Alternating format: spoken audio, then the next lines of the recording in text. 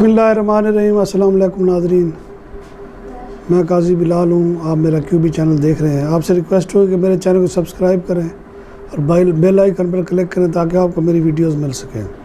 صورتحال یہ ہے کہ اسلام آباد کو ایک دفعہ پھر جو ہے نا وہ جو ہے چاروں طرف سے جو ہے نا نیم فوجی دستے پولیس اور انہوں نے جو ہے نا سیل کرنا شروع کر دیا ہے، اور ریڈ زون تو پہلے ہی ہمیشہ سے وہ حساس رہا ہے، وہاں بھی جناب کنٹینر وغیرہ کھڑے کیے جا رہے ہیں۔ پولیس کی جو ہے چھٹیاں منسوخ کر دی گئی ہیں۔ اس کی وجہ کیا ہے؟ خان صاحب آ رہے ہیں، سابق وزیر اعظم عمران خان صاحب آ رہے ہیں اقتدار کے لیے۔ اب دیکھنا یہ ہوگا کہ حکومت کہاں تک برداشت کرتی ہے۔ اب وزیر داخلہ جو ہے رانا ثناء اللہ، انہوں نے تو پہلے ہی کہہ دیا ہے کہ اگر ہماری بات نہ مانی گئی، یعنی کہ ہم جن کو گرفتار کرنا چاہتے ہیں یا جس طرح ہم جلوس کو روکنا چاہتے ہیں، اگر ہمیں نہ روکنے دیا گیا تو پھر ہم بھی ہاتھ کھڑے کر دیں گے۔ دوسری جانب عمران خان نے آج پشاور کا دورہ کیا ہے اور انہوں نے اپنی مقبولیت کو جانچنے کی کوشش کی ہے۔ اس سے پہلے عمران خان کہہ چکے ہیں یہ جہاد ہے۔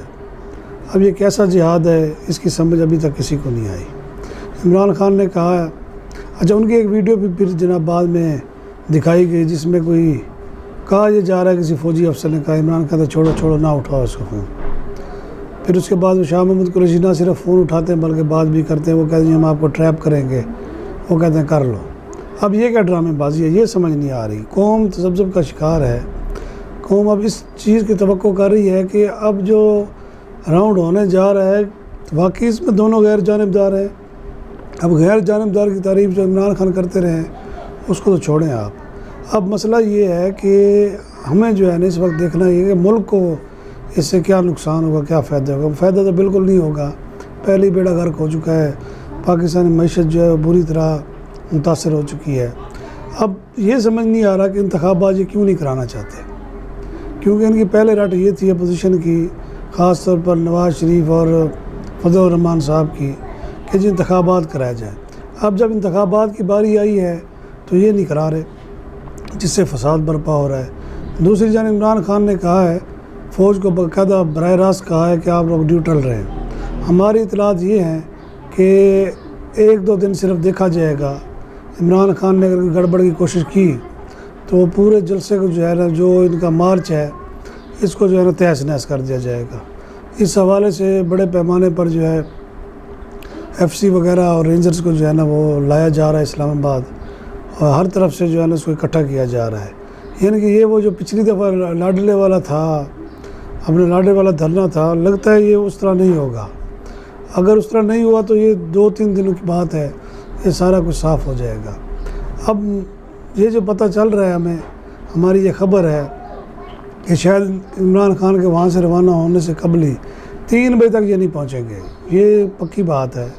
یہ رات کو 1-2 بجے پہنچیں گے، کیونکہ انہوں نے جب جلوس چلنا ہے تو پھر پورا میڈیا بھی یرغمال ہوگا، پوری یعنی کہ پوری ہرارکی جو ہے حکومت، چاہے وہ KPK کی ہوگی، پنجاب کی ہوگی، کیونکہ وہ KPK میں سے چلیں گے، وہاں سے ہوتے ہوئے اٹک سے ہوتے ہوئے پنڈی سے ہوتے ہوئے اسلام آباد، اس طرح وہ آئیں گے اور اپنے روٹ کو جان بوجھ کر لمبا کیا جائے گا تاکہ زیادہ سے زیادہ لوگوں کو انگیج کر سکیں۔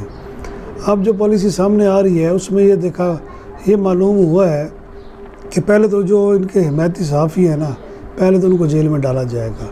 ابھی تک ہائی کورٹ کی طرف سے مزاحمت ہو رہی ہے، وہ بھی پتہ یہی چلا ہے کہ ایسا ایسا وہ بھی ختم ہو جائے گی۔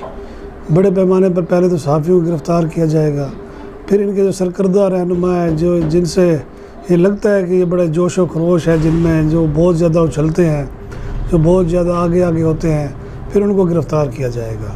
اس کے بعد جو ہے عمران خان کو پہلے تو 2-3 وارننگیں دی جائیں گی، اگر یہ باز نہ آئے تو وہ یہ پھر ہو سکتا ہے کہ ان کو بھی گرفتار کر لیا جائے۔ اب حکومت جو ہے وہ اس چکر میں ہے کہ ہم بدنام بھی نہ ہوں، اور وہ جو کہتے ہیں نا سانپ بھی مر جائے اور لاٹھی بھی ٹوٹ جائے، کیونکہ وہ نہیں چاہتے کہ کسی قسم کا کوئی بلیم جو ہے وہ ناخوشگوار واقعہ ہو، کیونکہ ایک بھی بندہ مر گیا تو نام تو ان کا لگنا ہے اور دوسرا کسی کا نام نہیں لگنا، اور نہ کبھی لگا ہے۔ آپ دیکھ لیں اتنے بڑے آپریشن ہوئے ہیں، جو حکومت ہوتی ہے ذلیل و رسوا وہی ہوتی ہے، کیونکہ سیاسی حکومت ہماری جو ہے وہ بیساکھیوں پر ہوتی ہے. ابھی بھی جو جس کو امپورٹڈ حکومت یہ کہتے ہیں وہ بھی جو ہے اسی طرح ہی ہے. اب آپ دیکھ لیں ان کی یہ حالت ہے کہ انہوں نے راجہ ریاض کو قومی اسمبلی میں اس کا اپنا اپوزیشن لیڈر بنا دیا. حالانکہ اگر دیکھا جائے تو وہ GDA کا بننا چاہیے تھا. راجہ ریاض تو ان کا سپورٹر تھا, وہ حزب اختلاف کیسے بن سکتا ہے؟ یعنی کہ ایک تماشا لگایا ہوا ہے. ملک کو ایسے بنانا اسٹیٹ جیسے بنی ہوئی ہو. اگر یہی حالات رہے اور نیوٹرل واقعی نیوٹرل نہ رہے تو لگتا یہی ہے کہ کوئی بلڈ شیڈ ہوگا, اور یہ بلڈ شیڈ جو ہے یہ حالات خراب ہو گئے, اس سے فائدہ کسی کو نہیں ہونا, ملک دشمنوں کو ہونا ہے جو اس طاق میں بیٹھے ہوئے ہیں. اب اطلاعات یہ ہیں کہ نواز شریف نے جو ہے نا وہ بالکل ہی شہباز شریف کو جو ہے سپورٹ کرنے سے انکار اس لیے کیا ہے کہ انہوں نے کہا کہ تم انتخابات کا اعلان کر دو, کسی صورت جو ہے نا وہ اس سے تشدد جو ہے اس میں بھی نہیں پڑنا. اب شہباز شریف کو جو ہے اس کے الائی جو ہیں وہ کہتے نہیں جی ان کو سبق سکھانا ہے.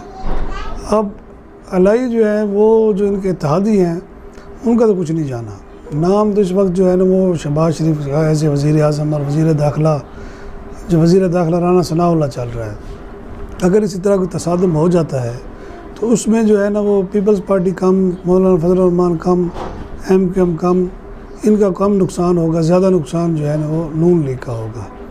اب 2 دن ہے, بلکہ آج 23 ہو گئی ہے, کل کا دن ہے, کیونکہ آج اسلام آباد کو 50% جو انہوں نے سیل کر دیا ہے. کل جو ہے 40%, کل جو ہے 60% اور کر دیں گے. یعنی کہ عوام کے لیے ایک نیا عذاب شروع ہو جائے گا. پھر وہی روڈ بلاک ہوں گے, پھر وہی مار دھاڑ, اور اس میں جو ہے خاص طور پر عام لوگ پھنس جاتے ہیں. اب سری نگر ہائی وے پہ انہوں نے کہا, سری نگر ہائی وے وہ ہے جس پر مولانا فضل الرحمان 1 ہفتہ بیٹھے رہے تھے, یعنی کہ بالکل ایک سائڈ پر ہے, اور اس کا جو ہے اس کا اثرات کم پڑتے ہیں. لیکن وہاں سے تقریباً ہزاروں گاڑی روزانہ آتی ہیں, وہ کہاں سے آئیں گی؟